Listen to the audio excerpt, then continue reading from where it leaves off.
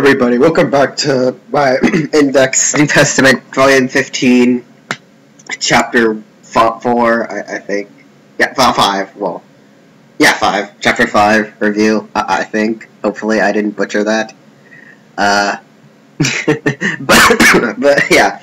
Anyway, this chapter was really a battle-centric chapter, like, just constant fighting, and something here and there. But yeah, we find out a lot of stuff in this where Yujistu actually kind of combine all of the different ingredients from Saint Germain, dark matter, and the stuff from Mitchell out to kind of make the arm think that it's hers, and it has like some regenerative properties and all the stuff where we see Touma and Salome kind of teaming up to fight her, and which we still see Kamisato kind of rolling around on the ground, just kind of his arm just bleeding out profusely. And I'm pretty sure that most Kamisato haters are just really just going to town on that right now. Just freaking send them a picture of Kamisato in pain. They freaking love that. So yeah.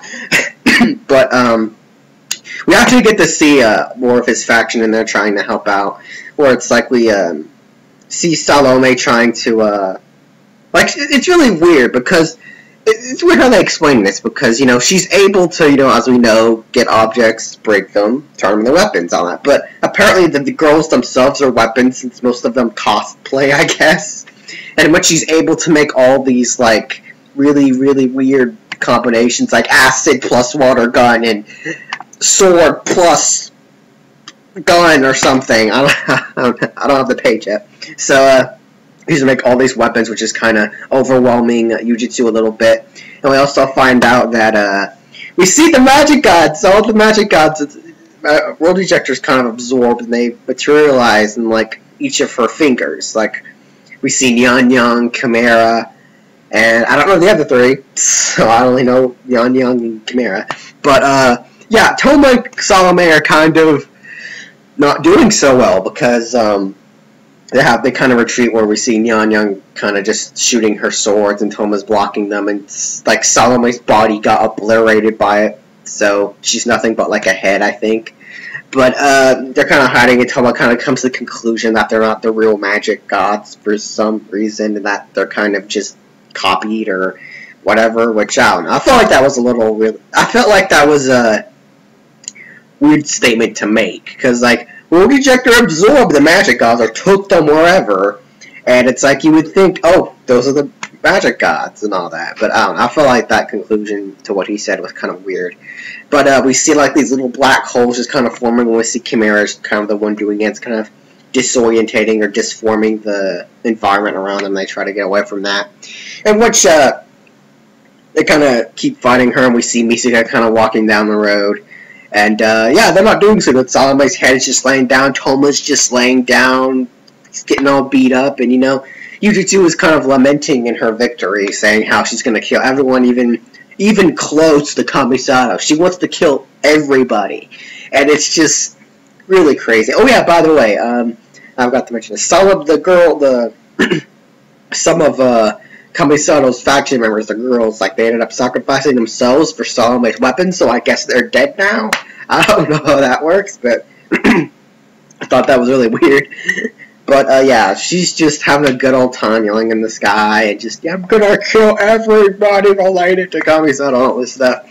In which we see Misaka arriving in at the last minute, saving Touma, and, they end up getting separated during their battle with the Yujistu, and she kind of, it really gets kind of weird, like the text, because it's like, it's not really saying, because she fell in, this, what was it, this warehouse where I guess Noken kept the anti-arc attachment. I don't know, why did he keep it there in like a random train yard? Why? Why did he even do that? Like, you couldn't have kept it in the windowless building? Like, seriously? I don't know. It was Alistair's, so, I mean, I don't know. But, yeah, Misaka freaking finds it, and she's just kind of gazing at it, sensing that it's sort of submitting to her in a sense. And she doesn't really know what it is. Like, she's sensing it more than it just being just the science. Like, maybe magic's in the mix of it, which I'm pretty sure it's confirmed that magic is mixed in it. But it's like, I thought that was kind of weird how it's like, I guess Yujistu saw her fall in there, and she's like, don't you dare touch my sensei stuff, or whatever, but I was under the conclusion that she was actually in the building behind her saying that, but she ends up fighting Touma a little later, he comes to interfere, but I don't know, it was kind of weird. But yeah, it was also kind of weird how the way he explained it felt like a dragon was licking Misaka's back or something when she saw it. Like, I don't know if that was just a phrase or saying or if that actually happened, because I think it would be kind of cool to see if a dragon was actually, like, in the anti-art attachment. Like, that'd be kind of cool, you know, even though I know it's not possible. Well, I said it's not possible. But yeah, she ends up kind of just using it to get stronger. She's gazing at it, you know, this is a whole new thing I'm doing. This is it to get me more powerful, to get me the head of the pack and all this stuff. She's having like a pretty cool moment, in which we cut back to Touma, in which she's kind of fighting her, in which Yujistu kind of grabs him. Sorry, I am not really sick, but yeah, my throat. But she kind of grabs him, and Salome's head kind of fell somewhere, I think, or she's there with him. Which we, sorry, sheesh, the throat, but we see it kind of wrap around him, and it has like, it's like a mouth, and it's like a worm-looking thing that because like it looks like muck, just coming around him and just twist, you know, just around him, and she's gonna give him the Saint Germain virus, which we don't know, it's used to mind control people and make them turn into Saint Germain, I guess. From what we originally thought, which is kind of weird how she actually has the pill, but, you know, she never, I don't think, did you ever explain how she got the pill? I don't really know. Sorry, I thought I heard someone that might be. Okay, never mind. I don't think that was anybody, actually. Okay, I'm kind of freaking out here. but yeah, my parents are gone, so I'm kind of keeping on the lookout. But, yeah, so it's kind of wrapped around him, and we see, it's weird because we get this big panel, you know, Misaka looks all epic, she has like a missile launcher, she has a freaking rail gun, yeah, and she has like a mini gun and then a plasma gun, I think, on the side, and she has like armor on it. We kind of see in the panel that's not really doing well, like we see like veins kind of popping, and we see like it's kind of fused with her in a sense. And it's like we get that one big panel, and all it takes is one shot of like an actual rail gun to freaking hit her. Like, I know it's probably the actual gun, the machine of the railgun, maybe. I don't know if that's, like, stronger or anything than her actually just flicking it. I guess it's stronger. I guess it would make more sense. But, yeah, I just blast her to freaking Kingdom Come across the world.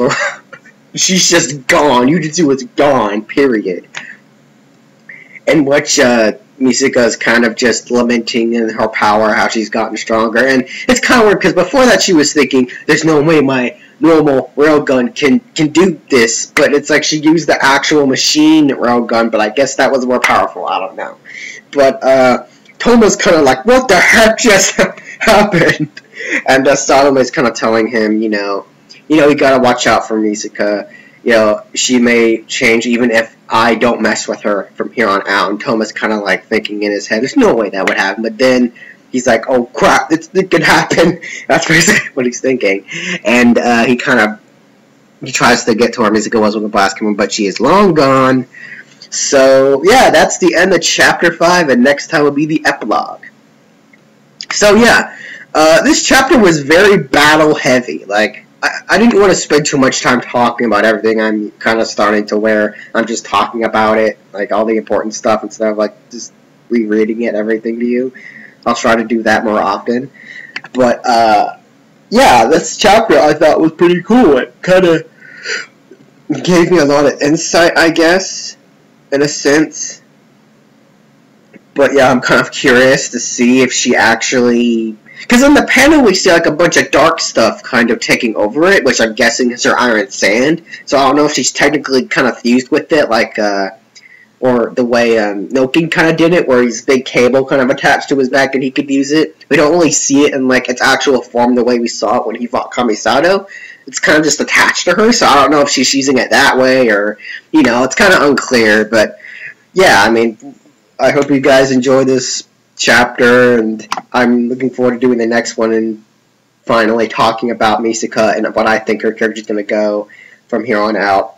It's not going to be the epilogue, because I'm going to talk mainly what I think is going to happen next volume in the epilogue, but I'll definitely make a single video talking about Misaka, period, about her, and I'll probably make another one after that, but about something else.